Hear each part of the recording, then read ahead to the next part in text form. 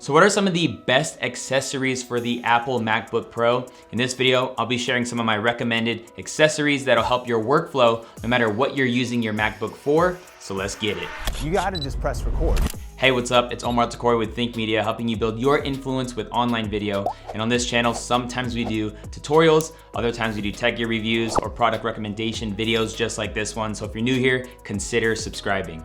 So I've been using MacBook for well over 6 years now, and I remember my first one that had all the ports I needed, had the SD card reader, had an HDMI for an external monitor, but definitely through the last recent years, they have implemented a very simple, minimal design. What I love about MacBook Pros specifically is that they're small, but that doesn't mean that they don't pack a punch. And so they're super powerful and great machines for video editing, photo editing, or really whatever you need to do.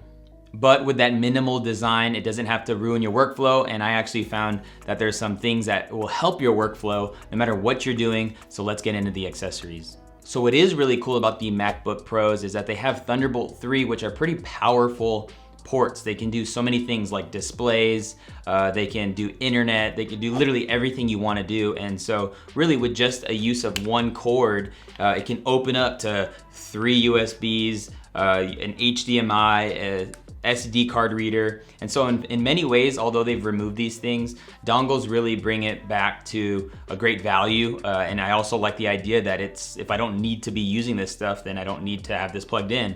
And so with looking at dongles, and we'll put our best recommendations and everything I mentioned, as well as alternatives down in the description below, so make sure you check that out.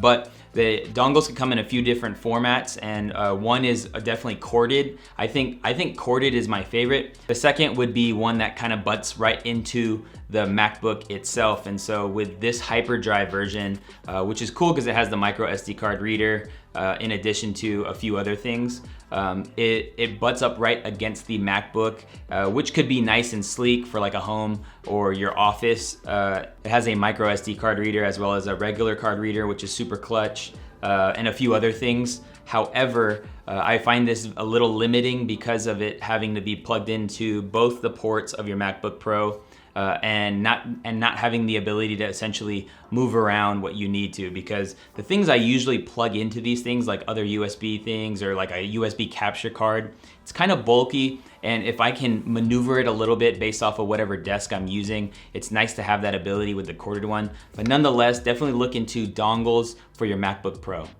The next accessory I would recommend are Apple Airpods, or any Bluetooth audio solution that would fit your needs. But I do love the Apple Airpods because of how simple they work with the MacBook or with any Apple product that you actually own. I love how I can just open this up and then the laptop will just pick it up and I can put them in my ears and get to going, work, listen to music or what have you.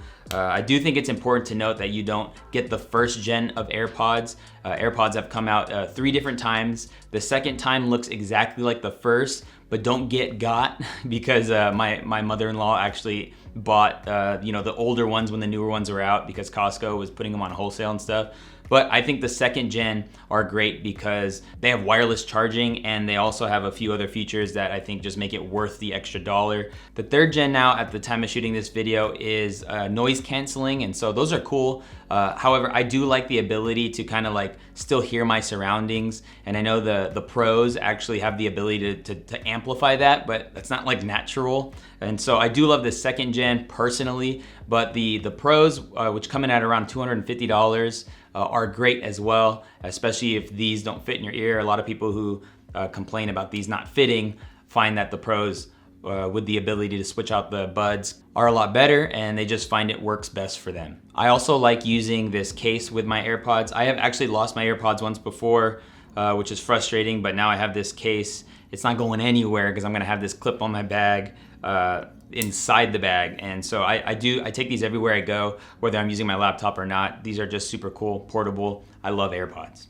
And this isn't sponsored by Apple, by the way. The next accessory I would recommend are these Samsung T5 SSD drives. I love these because they are solid state drives or SSDs, they have no moving pieces, which means the likelihood of these failing are pretty slim. You're not gonna find these failing anytime soon, which means you can invest in these because they're not gonna fail you. I've had hard drives fail me in the past, and your traditional hard drives have a disc spinning, and so eventually anything that moves will potentially die. And what I love about these is they have no moving pieces, and they're really fast, and they're really slim. I actually put Velcro on the back of them, so I can just Velcro it on the back of my laptop, and I work off of these drives. I don't really put my files on my laptop themselves. I just put my applications and kind of like host files and stuff like that, but all my footage and things like that go on the drive. I oftentimes get the question when people are in the market for upgrading their laptop, or they're gonna get a MacBook Pro, they really find themselves halting at the upgrade of that internal SSD because the price jump starts going really high, which when you're in the process of potentially spending a few $1,000s, adding 400 here and there can really just start adding up. And so I do encourage, if you're gonna use your MacBook Pro for basic video editing, to really probably not go under a terabyte. A terabyte now these days fill up pretty fast, and you can supplement that now with a 2 terabyte Samsung SSD. And so that's essentially what I do. I have a 1 terabyte MacBook Pro. It's kind of beefed out on other things, but I run everything file-wise off of my 2 terabyte SSD, and I never have a hard time filling that up. And once I do kind of fill it up, then I just offload it onto a traditional hard drive, which is a lot slower, and I wouldn't work off of, or wouldn't recommend to work off of, again, because it can fail. But nonetheless, these things are great. Look into them. Nolan on the Think Media team made a dedicated video on these drives. I think if you want to educate yourself on these specifically, we'll put a link to it in the YouTube card and in the description below. All right, let's take a quick light break for a second. If you're getting value in this video, hit that like button for me. Thank you so much. And question for you is, what do you primarily use your MacBook Pro for? Did you get it to do video editing, photo stuff? Let me know. Or did you just want an awesome laptop? Man, and MacBook Pros are awesome. Probably my favorite feature about using Apple is the ability to airdrop, so I airdrop things to my phone all the time, from photos to content to post on Instagram.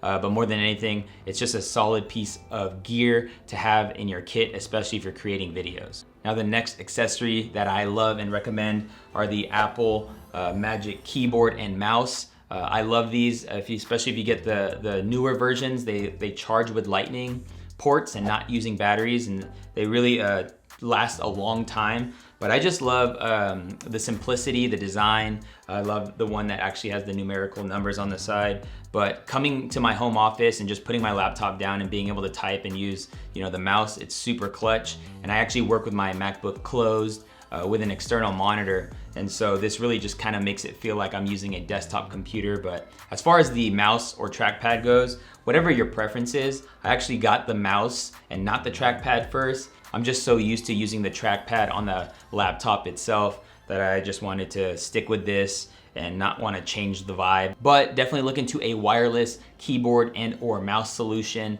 especially if you use your MacBook for work and you want to push it a little bit ways from you. Even having your screen right in front of you over time could be kind of like messed up on your neck.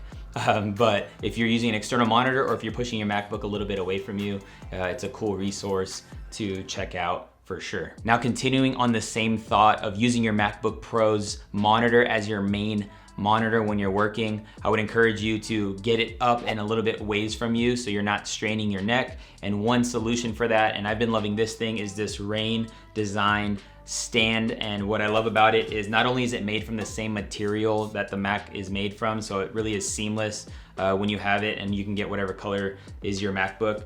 I got this when I had the silver MacBook, so it's silver, it doesn't really match, but it has a swivel, so you can swivel it, so you can put it on a corner and kind of force it towards you. I do love this open space here, because that's where I can either put a drive. I can also put the keyboard up in here when I leave for the day or something like that. But this is super clutch, and I think is really good to get the laptop up and away from you. But nonetheless, I just love having this around when I go all in on just using my MacBook at home. This next accessory is definitely one of my favorite accessories, and that is the Caldigit TS3 Plus. And this is a dock that gives you 15 ports of connectivity.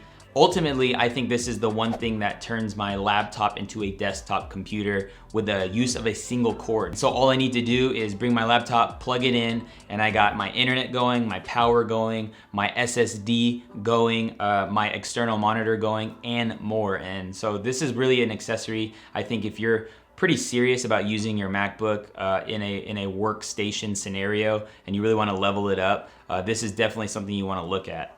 I made a full review on this Caldigit hub, and if you want to check that out, I'll make sure we'll put links in the description. But more than ever, this thing has definitely changed my workflow completely. I love being able to go to a coffee shop and work without a doubt. But when I get really serious, when I'm editing videos and I really need that setup and I need that peace of mind, I love just coming in, plugging in literally with just one Thunderbolt 3 cable, and everything is up and running. Other things I have hooked up to it are things like my USB mic and sometimes my camera that I use as a webcam. And so literally all that goes into the hub with the 15 ports of connectivity. The Caldigit comes in at around $250 at the time of shooting this video. And I think if you use your MacBook Pro as your like workhorse computer, then this is something to look at if you have a home, we call it battle station. Wherever you do most of your work, you want it to be comfortable, you want it to be easy, and kind of like, I even like the cleanliness of wires. And so, tucking all my wires away, being able to put it all in there and tuck it under the desk is super nice. But make sure you check out the links in the description to everything I mentioned in this video, as well as some alternatives. And I wanted to point your attention to our series on home office / desk setups. Some of us on the Think team, to include myself, has done tours for where we work, like my office space here, but you can get a lot of ideas on how to set up your workspace as well. So check out that video by clicking or tapping the screen, and I cannot wait to see you in a future video. Peace.